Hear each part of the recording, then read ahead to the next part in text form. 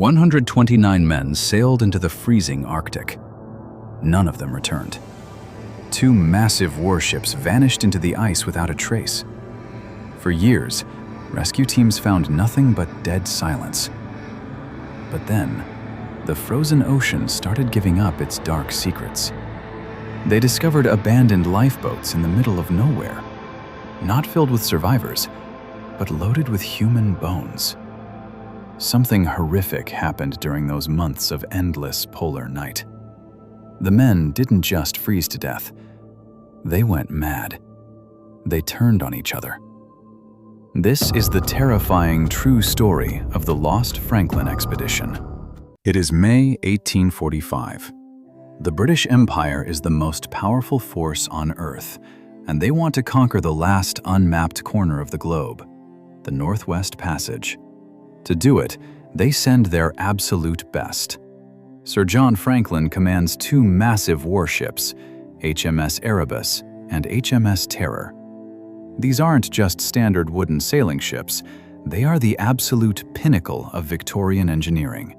They are heavily reinforced with thick iron plates designed to smash through the sea ice.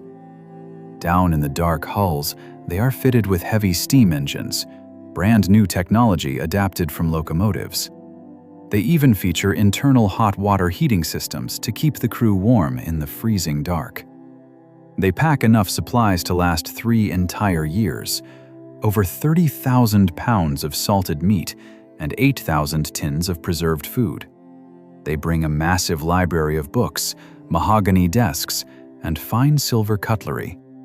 It is a floating fortress. The British are so confident in their machines, they believe the Arctic doesn't stand a chance. When they sail out of England, crowds cheer. The 129 men on board are elite sailors, expecting to return as wealthy heroes. In late July, 2 whaling ships spot Erebus and Terror waiting to cross into the frozen labyrinth of the Canadian Arctic. The crews wave to each other. The weather is calm. That is the last time anyone in the civilized world will ever see them alive. As they push deeper into the icy maze, the temperature plummets. The brief Arctic summer simply dies. By September 1846, the ships sail into the Victoria Strait. It is a fatal mistake. This area isn't just normal seasonal ice, it is a massive choke point for multi-year ice, gigantic blocks of frozen ocean as hard as concrete, pushed together by relentless currents. The ocean freezes solid. The ice closes in around the dark hulls of Erebus and Terror. It doesn't just surround them, it violently grips them, locking them in a frozen vice. The steam engines are useless. The iron bows are useless.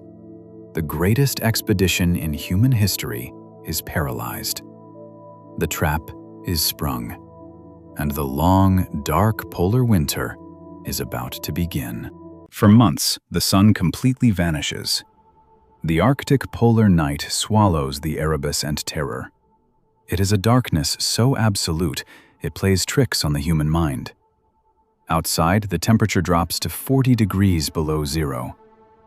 The ocean isn't just frozen, it is actively shifting, crushing against the wooden hulls with a deafening, shrieking sound. Every man inside wonders if the next crack will split their ship in half. Inside, the steam heating systems fight a losing battle against the brutal cold. The men huddle by candlelight in the freezing lower decks. But the cold isn't the only thing hunting them in the dark. The real killer is already inside the ship. It is hiding in their survival rations. Remember those 8,000 tins of preserved food? The government contract to supply them was rushed. To save time, the manufacturer sealed the heavy iron cans with cheap, toxic lead solder. It was incredibly sloppy work. Thick drops of lead dripped down inside, directly contaminating the meat. Every single time a sailor eats a meal, he is slowly, unknowingly, poisoning his own brain. The physical toll is horrific. Severe stomach cramps, extreme paranoia. Men who were once disciplined British sailors begin to hallucinate and violently lose their minds. Scurvy also starts rotting their bodies. Their gums turn black and their teeth fall out. Old, healed wounds suddenly reopen and bleed. The ships become floating hospitals. They pray for the summer of 1847, hoping the ice will melt and set them free. But the Arctic summer betrays them. The massive, concrete-like ice refuses to break apart. They are trapped for a second agonizing year. Then, the ultimate blow strikes. On June 11, 1847, the legendary commander, Sir John Franklin, dies. Captain Francis Crozier is forced to take command of a rapidly dying crew. The mighty fortresses have officially become wooden tombs. The men finally realize the terrifying truth. No rescue is coming. If they want to survive, they will have to step out into the frozen wasteland. By April 1848, the situation is beyond desperate. They have been trapped in the ice for 19 agonizing months. 24 men are already dead. The surviving 105 men make a terrifying choice. They abandon the massive, safe wooden hulls of the Erebus and Terror. They step out onto the unforgiving sea ice. Captain Crozier leaves a hastily written note under a pile of stones at Victory Point. It is a chilling message. It simply states, "The ships have been deserted, Franklin is dead, and the survivors are starting to walk south toward the Canadian mainland." It is a death sentence masquerading as a rescue mission. They aren't just walking. They are dragging incredibly heavy wooden lifeboats across jagged, broken ice ridges.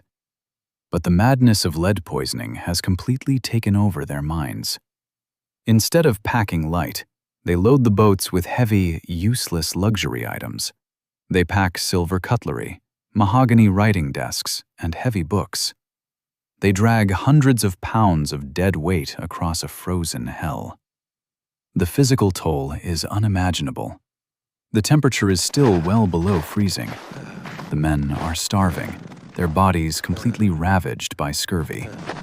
With every step, their joints scream in pain, and their blackened toes freeze inside their leather boots. They are pulling boats weighing thousands of pounds over ice that is sharp as glass. They drop dead one by one. The trail south becomes a graveyard of frozen bodies and abandoned Victorian goods. The desperate march quickly turns into a nightmare of absolute chaos. The cold winds tear through their heavy naval coats. Men simply sit down in the snow, exhausted, and never wake up. The military command structure completely collapses. But the true horror of the Franklin expedition hasn't even started yet. Because when the food finally runs out completely, the starving men will cross a line from which there is no return. For years back in England, no one knows the nightmare unfolding in the ice. Lady Franklin begs the government to find her husband. Massive search parties are launched. Dozens of ships scour the Canadian Arctic. In 1850, they find the first chilling clue: 3 lonely graves on the frozen rocks of Beechy Island. But the main crew is still completely missing. Then, in 1854, a Scottish explorer named John Ray meets local Inuit hunters. They tell him a story that deeply horrifies the British Empire. The Inuit saw desperate, starving white men dragging heavy wooden boats through the snow. And worse, they found the aftermath of their camps: piles of human bones cracked open. The elite, disciplined sailors of the Royal Navy had resorted to cannibalism. Victorian society is completely outraged. They refuse to believe their brave heroes would commit such an unthinkable act. But decades later, modern forensics prove the Inuit were absolutely right. Skeletons found scattered along King William Island show deep, unmistakable cut marks from steel blades. The freezing men didn't just eat the dead. They systematically cracked their own crewmates' bones to suck out the marrow just to survive one more day. It was absolute, primal desperation. All 129 men were wiped from the face of the earth. The mighty Erebus and Terror vanished into legend for over a century and a half. It wasn't until 2014 and 2016 that searchers finally found them, sitting in the freezing dark at the bottom of the sea. The ships are perfectly preserved, acting as silent underwater tombs for the men who never came home. The Franklin expedition was supposed to be the ultimate triumph of human engineering over the elements. Instead, it became one of the most terrifying survival stories in recorded history. It stands as a dark reminder. No matter how much technology and pride you bring, when you challenge the brutal, frozen extremes of this planet, nature always wins.